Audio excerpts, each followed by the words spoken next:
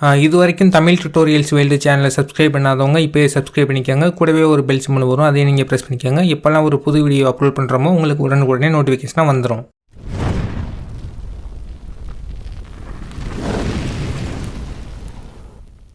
இன்றைக்கி நம்ம இந்த வீடியோவில் ஃபோட்டோஷாப் யூஸ் பண்ணி ஒரு கிஃப் அனிமேஷன் வந்து நம்ம எப்படி கிரியேட் பண்ணலாம் அப்படி தான் பார்க்க போகிறோம். இப்போதைக்கு பார்த்தீங்கன்னா நான் வந்து டிரான்ஸ்பரண்டாக ஒரு இமேஜ் எடுத்து வச்சுருக்கேன். இந்த இமேஜை யூஸ் பண்ணி தான் நம்ம வந்து கிஃப் அனிமேஷன் வந்து நம்ம கிரியேட் பண்ண போகிறோம். இப்போதைக்கு நான் வந்து ஃபைல் மெனுவை கிளிக் பண்ணி நியூ டாக்குமெண்ட் இதை நான் வந்து செலக்ட் பண்ணிக்கிறேன்.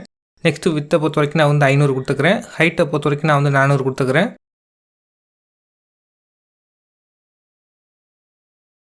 கொடுத்துட்டு நான் வந்து ஓகே கொடுத்துட்றேன். ஓகே கொடுத்ததுக்கப்புறம் இந்த லாக்கை நான் வந்து எடுத்துக்கிறேன். இதுக்கப்புறம் இப்போ நம்ம எடுத்து வச்சுருக்க இமேஜை நம்ம வந்து செலக்ட் பண்ண போகிறோம். நான் வந்து ஒவ்வொரு இமேஜாக காப்பி பண்ணி நியூ டாக்குமெண்ட்டில் நான் வந்து பேஸ்ட் பண்ண போகிறேன். 1 by 1 நம்ம வந்து பேஸ்ட் பண்ண போகிறோம். இப்போ வந்து நான் செலெக்ஷன் டூலை செலக்ட் பண்ணிக்கிறேன். எம்மை நீங்கள் ப்ரெஸ் பண்ணிங்கன்னா செலெக்ஷன் டூல் வந்து நமக்கு ஓப்பன் ஆயிரும். இப்போ நான் வந்து ஃபஸ்ட் இமேஜை வந்து நான் செலக்ட் பண்ணிக்கிறேன். செலக்ட் பண்ணதுக்கப்புறம் அப்படியே காப்பி பண்ணிக்கிறேன். காப்பி பண்ணதுக்கப்புறம் இப்போ நம்ம கிரியேட் பண்ண நியூ டாக்குமெண்ட்டில் பேஸ்ட் பண்ணிக்கிறேன். பார்த்திங்கன்னா நான் வந்து பேஸ்ட் பண்ணிட்டேன். இதே மாதிரி நம்ம வந்து எல்லா இமேஜஸையுமே நம்ம வந்து 1 by 1 நம்ம வந்து பேஸ்ட் பண்ணணும். இப்போ நான் வந்து செகண்ட் இமேஜை செலக்ட் பண்ணிக்கிட்டு காப்பி பண்ணிக்கிறேன். காப்பி பண்ணதுக்கப்புறம் நான் வந்து நியூ டாக்குமெண்ட்டில் நான் வந்து பேஸ்ட் பண்ணிக்கிறேன். இப்போ பார்த்திங்கன்னா நமக்கு வந்து பேஸ்ட் ஆயிடுச்சு. இதே மாதிரி நம்ம வந்து மற்ற 2 இமேஜையுமே நம்ம வந்து காப்பி பண்ணி பேஸ்ட் பண்ணிக்கலாம்.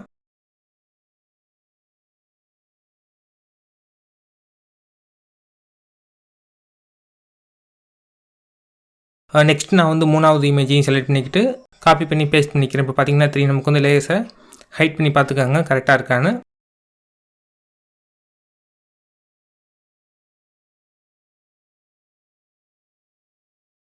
அண்ட் ஃபைனலாக நம்ம வந்து 4வது இமேஜையும் நம்ம வந்து காப்பி பண்ணி பேஸ்ட் பண்ணிக்கலாம். இப்போ வந்து நான் பேஸ்ட் பண்ணிட்டேன். பார்த்திங்கன்னா தெரியும். நீங்கள் வந்து கரெக்டாக அலைன் பண்ணி வச்சுக்கோங்க. ஒரே இடத்துல இருக்கிற மாதிரி பார்த்துக்கோங்க. ஏன்னு பார்த்தீங்கன்னா நம்ம வந்து அனிமேஷன் தான் கிரியேட் பண்ண போகிறோம்.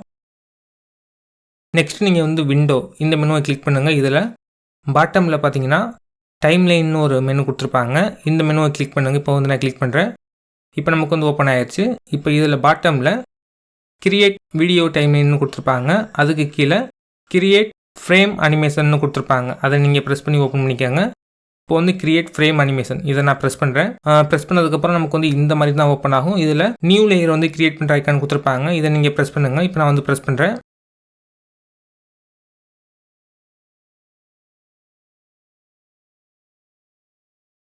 எக்ஸ்ட்ரா ஒரு லேயர் வந்து ஆட் ஆகிருக்கு. நான் வந்து டெலிட் பண்ணிக்கிறேன். இப்போ நமக்கு வந்து லேயர்ஸ் மெனுவில் பார்த்திங்கன்னா நமக்கு வந்து மொத்தம் 4 லேயர் இருக்குது. இப்போ நம்ம வந்து எல்லா லேயர்ஸுமே நம்ம வந்து ஹைட் பண்ணிக்கலாம். நான் வந்து ஹைட் பண்ணிக்கிறேன். எல்லா லேயர்ஸையும் நீங்கள் வந்து ஹைட் பண்ணதுக்கப்புறம் டைம் லைனில் ஃபஸ்ட்டு லேயரை நீங்கள் வந்து செலக்ட் பண்ணிக்கோங்க. செலக்ட் பண்ணதுக்கப்புறம் இங்கே நமக்கு வந்து லேயர்ஸ் மெனுவில் ஃபஸ்ட்டு லேயரை மட்டும் நீங்கள் வந்து ஆக்டிவேட் பண்ணி வச்சுக்கோங்க. மற்ற எல்லா லேயர்ஸுமே நீங்கள் வந்து ஹைட் பண்ணிக்கோங்க. அதே மாதிரி டைம் லைனில் நீங்கள் வந்து செகண்ட் லேயரை செலக்ட் பண்ணிங்கன்னா இங்கே லேயர்ஸ் மெனுலையும் நீங்கள் வந்து செகண்ட் லேயரை மட்டும்தான் நீங்கள் வந்து ஆக்டிவேட் பண்ணி வச்சுக்க முடியும். மற்ற எல்லா லேயர்ஸையும் நீங்கள் வந்து ஹைட் பண்ணி வச்சுக்கோங்க. அப்போ தான் நமக்கு வந்து கிஃப் அனிமேஷன் வந்து கிரியேட் பண்ண முடியும். இல்லாட்டினா கிரியேட் பண்ண முடியாது. நெக்ஸ்ட்டு நீங்கள் வந்து டைம் லைனில் 3வது லேயரை செலக்ட் பண்ணிங்கன்னா இங்கே லேயர்ஸ் மெனுலையும் 3வது லேயரை மட்டும்தான் ஆக்டிவேட் பண்ணி வச்சுக்கணும். மற்ற எல்லா லேயர்ஸையுமே நீங்கள் வந்து ஹைட் பண்ணிக்கோங்க. அதே மாதிரி தான் நமக்கு வந்து 4த்துக்கும்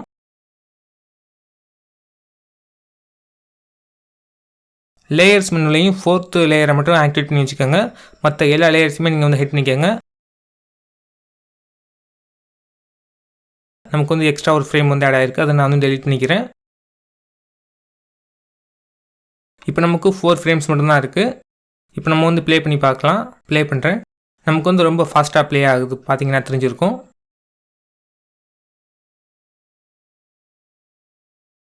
இப்போ வந்து நான் 4 ஃப்ரேம்ஸையும் செலக்ட் பண்ணிக்கிட்டு பாட்டமில் நமக்கு வந்து சின்னதாக ஒரு டவுன் ஆரோ கொடுத்துருப்பாங்க. அதை நீங்கள் ப்ரெஸ் பண்ணி நம்ம வந்து டைமை சேஞ்ச் பண்ணிக்க முடியும்.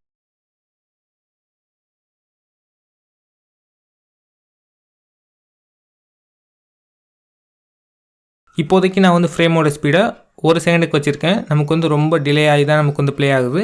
நம்ம வந்து திரும்பவும் டைமை சேஞ்ச் பண்ணிக்கலாம். திரும்பவும் நான் வந்து அதே டவுன் ஆரோவை ப்ரெஸ் பண்ணுறேன். அந்த ஃப்ரேமுக்கு கீழே கொடுத்துருப்பாங்க அந்த ஐக்கானை. அதை நீங்கள் திரும்பவும் ப்ரெஸ் பண்ணுங்கள். திரும்பவும் 4 ஃப்ரேம்ஸை செலக்ட் பண்ணிக்கிட்டு அதே ஐக்கானை நான் வந்து ப்ரெஸ் பண்ணுறேன். இப்போ நம்ம வந்து இன்னும் குறைச்சிக்கலாம். இப்போதைக்கு நான் வந்து திரும்பவும் நான் வந்து 0.5 வந்து நான் செலக்ட் பண்ணிக்கிறேன். முன்னாடி நம்ம வந்து 1 செகண்டுக்கு கொடுத்துருந்தோம். இப்போதைக்கு நான் வந்து 0.5 வந்து நான் செலக்ட் பண்ணியிருக்கேன். இப்போ வந்து நான் திரும்பவும் ப்ளே பண்ணுறேன். இப்போ நமக்கு வந்து ஏதோ ஓரளவுக்கு தான் நமக்கு வந்து ஸ்லோவாக ப்ளே ஆகுது. திரும்பவும் நான் வந்து 4 ஃப்ரேமையும் செலக்ட் பண்ணிக்கிட்டு இப்போதைக்கு பார்த்திங்கன்னா நான் வந்து 0.2 கொடுத்துக்கிறேன். கொடுத்துட்டு நம்ம வந்து ப்ளே பண்ணோம்னா நமக்கு வந்து ஸ்மூத்தாக ப்ளே ஆகுது. பார்த்திங்கன்னா தெரிஞ்சிருக்கும். நெக்ஸ்ட்டு நான் வந்து இதே 4 ஃப்ரேம்ஸை செலக்ட் பண்ணிக்கிட்டு பாட்டமில் நமக்கு வந்து ப்ளே பண்ணுறதுக்கான ஆப்ஷனும் கொடுத்துருப்பாங்க. இதில் வந்து ஒன்ஸ்ன்னு இருந்துச்சுன்னா நீங்கள் வந்து ஃபார்எவர் இதை நீங்கள் செலக்ட் பண்ணிக்கோங்க. இந்த ஆப்ஷனை நீங்கள் வந்து செலக்ட் பண்ணுறது மூலமாக நமக்கு வந்து அனிமேஷன் வந்து கண்டினியூஸாக ப்ளே ஆகிட்டே இருக்கும். இப்போ பார்த்தீங்கன்னா தெரிஞ்சிருக்கும்.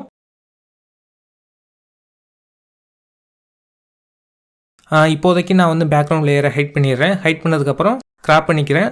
உங்களுக்கு எந்த சைஸ்க்கு வேணுமோ அந்த சைஸ்க்கு நீங்கள் வந்து கிராப் பண்ணிக்கோங்க.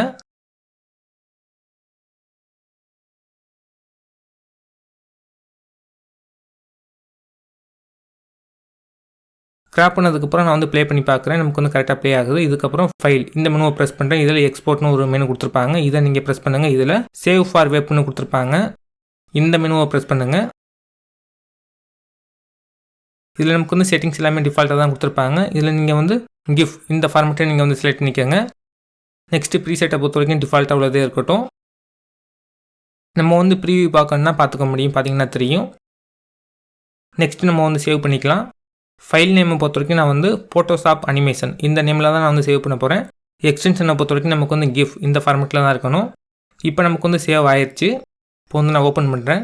இப்போ வந்து இந்த கிஃப் ஃபைலை க்ரோம் ப்ரௌசரில் நான் வந்து ஓப்பன் பண்ணுறேன். பார்த்தீங்கன்னா நமக்கு வந்து ப்ளே ஆகுது.